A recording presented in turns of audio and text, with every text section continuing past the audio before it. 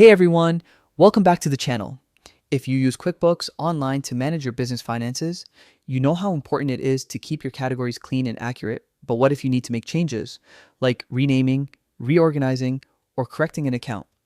Don't worry, in this video, I'll show you exactly how to edit QuickBooks. Categories step by step, so your reports stay accurate and professional. Let's jump right in. First things first, open your web browser and head to the official QuickBooks website.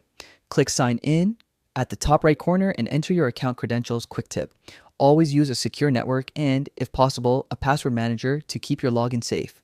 Once you're in, you'll land on your QuickBooks dashboard. Now, go to the Settings menu.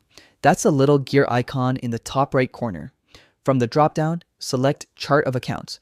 This is where all your financial categories, like income, expenses, assets, and liabilities, are organized. Think of it as the master list of your business accounts. Scroll through your chart of accounts to find the specific category you want to update. If you have a long list, just use the search bar to save time. Type in a keyword from the category name, and QuickBooks will narrow it down instantly. Once you've located the account, click the drop-down arrow or the three dots on the right side of that category. Then select Edit. From here, you can change the account name, description, or even account type. For example, switching an expense to a cost of goods sold if it fits better. Before saving, double-check everything carefully.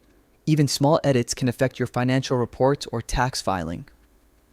Once you're sure everything's correct, click Save, and QuickBooks will instantly update your category throughout your system. And that's it. You've just learned how to edit categories in QuickBooks Online like a pro. Keeping your chart of accounts organized makes your financial reports more accurate, and your accountant will thank you for it.